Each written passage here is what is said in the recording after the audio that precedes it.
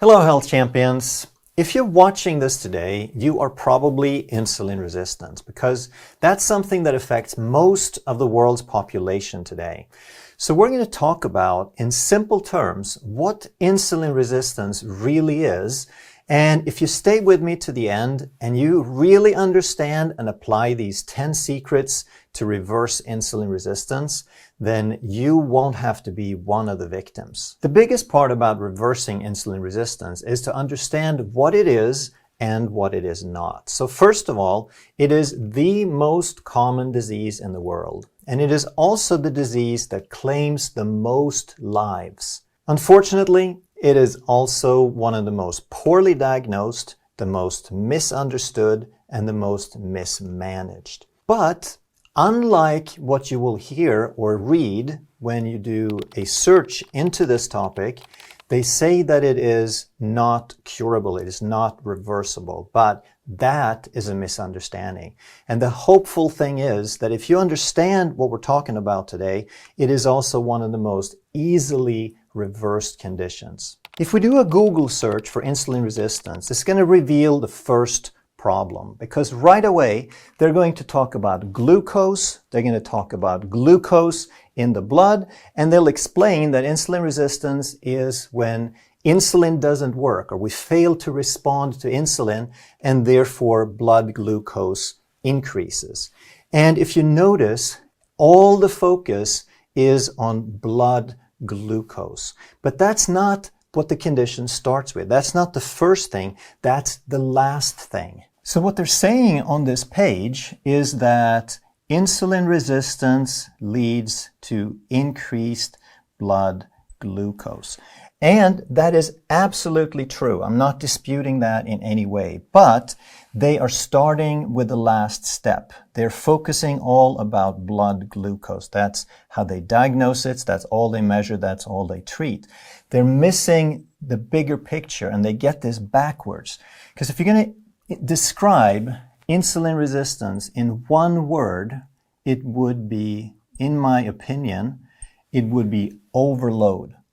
And when we overload the body with carbohydrate, with things that stimulate insulin, now we get a high insulin level. And that's not so bad if it happens once or twice, but if this becomes chronic, if we do this every day or several times a day like we're told to do, we're told to eat high carbohydrate meals many times a day with frequent snacks, now this leads to insulin resistance, and now we have a chronic condition. But the blood glucose that they measure is the last thing to focus on. We need to understand that insulin resistance is a survival mechanism, and it happens on two different levels. First of all, it's at the species level.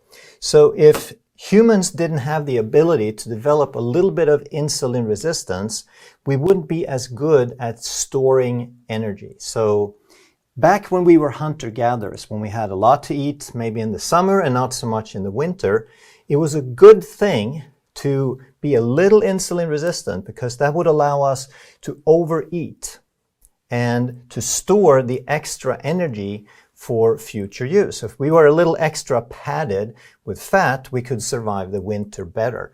If you were super insulin sensitive and you couldn't put on a lot of fat, you might have a six-pack to show off, but you may not make it through the winter. But that's not so much a problem anymore, I think you would agree. And the insulin resistance we talk about today is more about the cellular level. And that is what we need to have a look at. So when you eat something, let's say that you have a pile of food and you ingest that. Let's call that 400 calories. And let's say that this is pure carbohydrate, just for purpose of illustration. So that would be 100 grams of carbohydrate. That doesn't sound like a whole lot, because most people eat many times that every day. But we have to realize that this has to be absorbed into the bloodstream, into our vascular system. And we have miles of blood vessels, and they hold a total of about 5 liters of blood, or about 1.5 gallons. But that entire blood volume, if we have 100 milligrams of glucose per deciliter, that amounts to a total of about 3 grams, a little bit more than half a teaspoon. And if we convert that to calories, that would be 12 calories of blood glucose at any given time. And it is terrible. It's an emergency if we allow that to rise very much. If that gets up to even double, then we have very, very poor glucose tolerance. Our system, our physiology is basically broken. We can't handle. We're carbohydrate intolerant if that even gets up to 24 calories. And yet we have to get these 400 calories through the bloodstream quickly. And some of this 400 calories will be used up in real time, but most of it we have to get into the bloodstream, into the tissues, and then store it.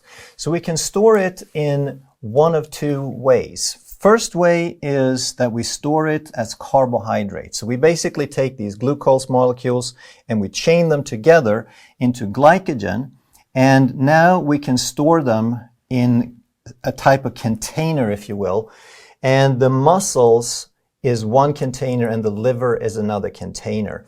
But all in all, we can store about 1,500 calories of carbohydrate in the body. That's all. And I mean, that sounds a lot compared to the 12 calories in the bloodstream. But if you realize that you use up about 2,000 calories in a day, then your total carbohydrate wouldn't even last you one day. So how do we survive longer periods without food? And that is because most of this is going to get stored as fat. And these containers are not proportional by size or anything, but the fat container can hold almost unlimited amounts of fat. So if you're very heavy, you can have hundreds of thousands, maybe over 500,000 calories of fat stored. So the insulin takes the blood glucose, it stores glycogen, it puts the glucose into the fat cells where it's converted into fat for future storage. And insulin is a wonderful thing that allows us to store this extra energy. But I'm sure you've heard the expression that too much of a good thing is not so good.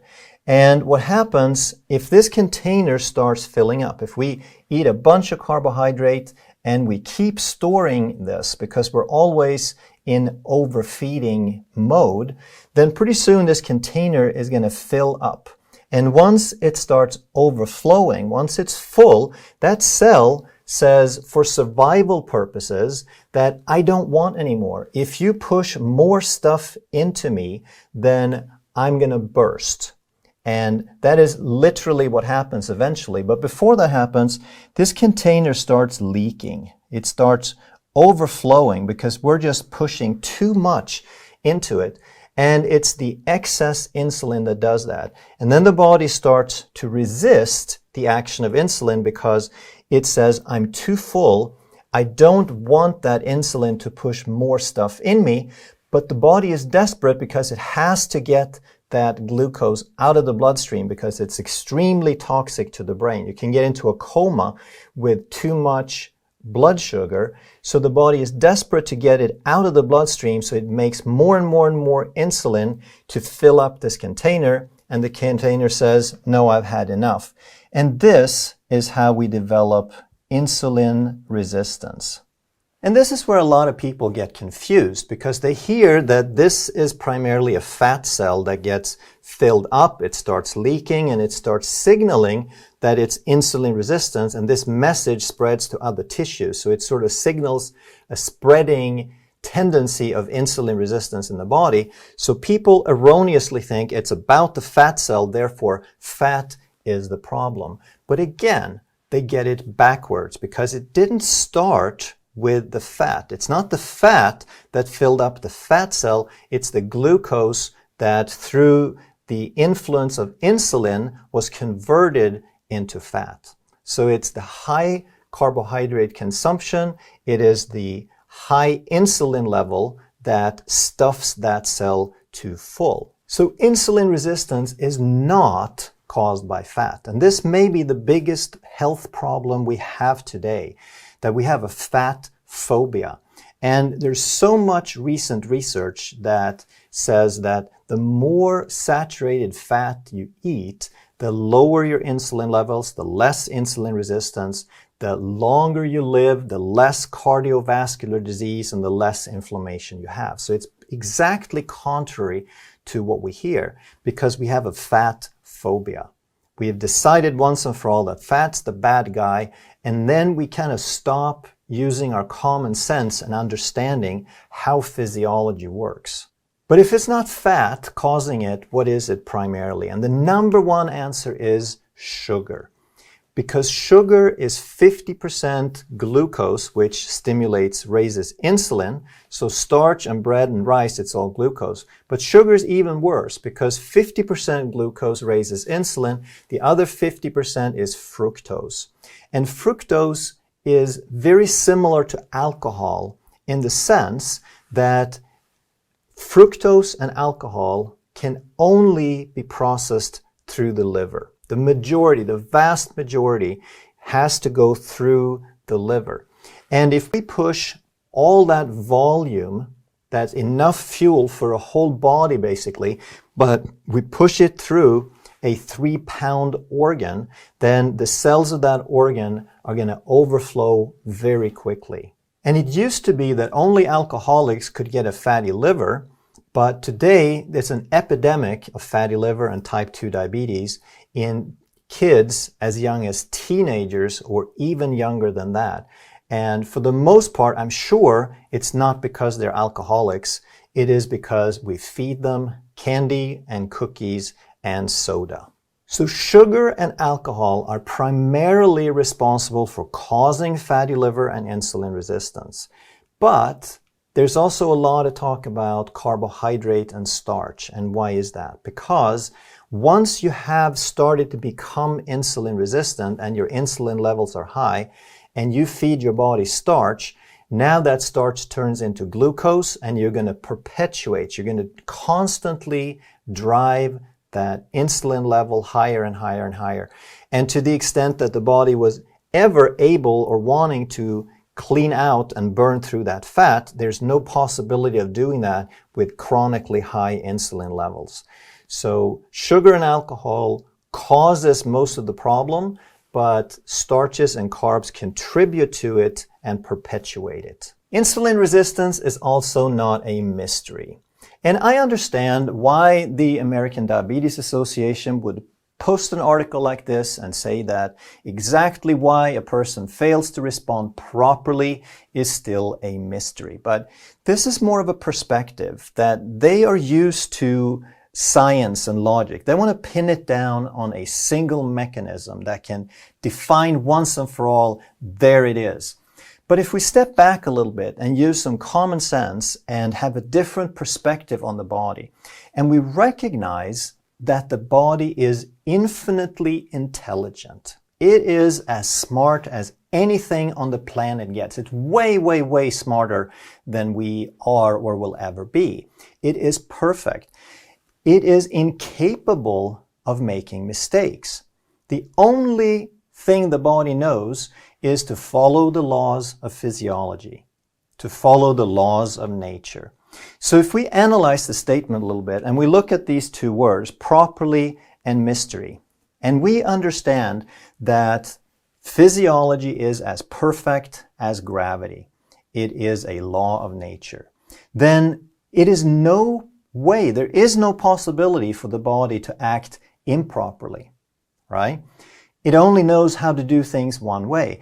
And if we were to observe something that contradicted that, if we observe gravity and then one day we see a balloon floating up, then if we understand that gravity is consistent and can only do things one way, the perfect way, then we would explain that balloon by something else. We would understand that there are other forces at play. There are other influences.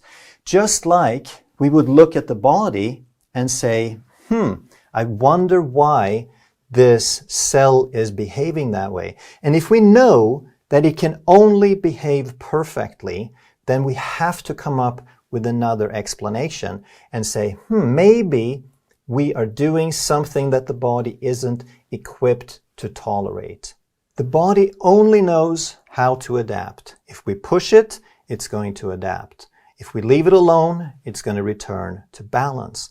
So maybe if we push it too far, maybe we just have to undo what we were doing. Stop creating that insult and the body would return to balance. And that is what we see happening. And here's what medical news today says we have to know about insulin resistance. And it tries to outline what the current understanding is on how insulin resistance develops. And they say, first, insulin loses its ability to support body cells effectively. So what they're saying is, insulin resistance is where it starts, right? That's the last step. Is there any wonder we're in such a mess if that's our current understanding? No, first we induce a stress on the body. Then the body adapts over a period of many years, often 10 years, 15, 20 years. Then we abuse the body, it adapts, it resists, and then we get to insulin resistance, which they think is the first step. And why do they think that? Because they only focus on blood sugar. Number two, they say at first, the body responds by increasing insulin. Well, that's what it does all along. When we eat too many carbohydrates and frequent meal, that is when it responds with a lot of insulin. Then number three, they say that eventually, as the body becomes more resistant, glucose levels go up, the body can't keep up with making more insulin. And that is extremely rare, because most people who are type 2 diabetics, they make tons and tons of insulin, but it's more like the body's intelligence, again, just throwing its hands up and said, I don't know what you're doing, but there's only so much I can do. Sure, I could release more insulin, but what would be the point? All we're doing is we're exploding these poor fat cells. And number four, they say that if we maintain these high blood sugar levels, then that can lead to prediabetes or type 2 diabetes. Again, only focusing on blood sugar as if it was the blood sugar that led to the diabetes rather than the insulin resistance. And then they say this will happen unless we can get treatment and control blood sugar levels. So you see the problem. They're focusing only on blood sugar as if that was some completely independent variable that had nothing to do with anything else going on or anything else that we're doing. But if we stop focusing on the blood sugar and we start looking at what does the body adapt to over a period of many years, then it's not a mystery. And we stop focusing on the blood sugar and we start looking at the whole system and the behavior. And what they're saying at the end here is basically that if a person was able to get treatment to control blood sugar, then we might be able to avoid the prediabetes and the diabetes. And this is the biggest fallacy of all, because the treatment is aimed at blood sugar, not reversing insulin resistance. And therefore, insulin resistance treatment makes insulin resistance worse.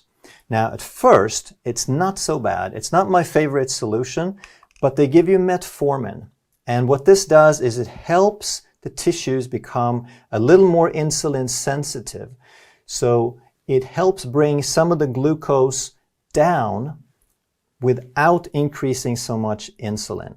But it doesn't help reverse the problem in the least bit, because the problem is still that we were putting more in the system than it could burn up. And the metformin isn't going to change that in any way. It will just buy us a little bit of time. So the metformin will improve somewhat temporarily. And it really won't bring the A1C down, but it will probably take a little bit longer before it gets worse. But eventually, it kind of loses its effect because we keep doing the thing that caused the problem. And then the only solution they have left is to inject insulin or to give you something to stimulate your body's own insulin production.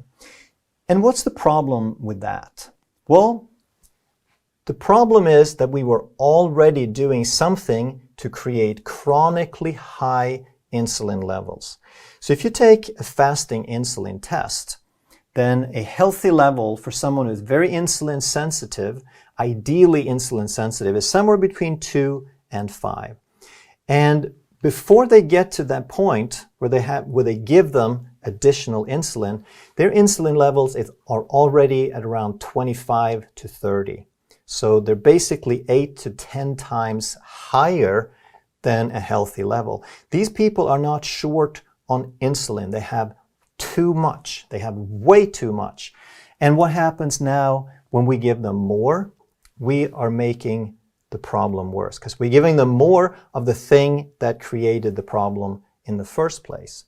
So basically what we're doing is by focusing purely on treating blood sugar, then we're making the blood sugar a little bit better at the expense of health, at the expense of making the problem worse. And if you seek help for insulin resistance, the first thing they're going to tell you is that it would help if you lost weight. And that's probably true, but you can't because your insulin is too high and insulin keeps packing that fat cell full.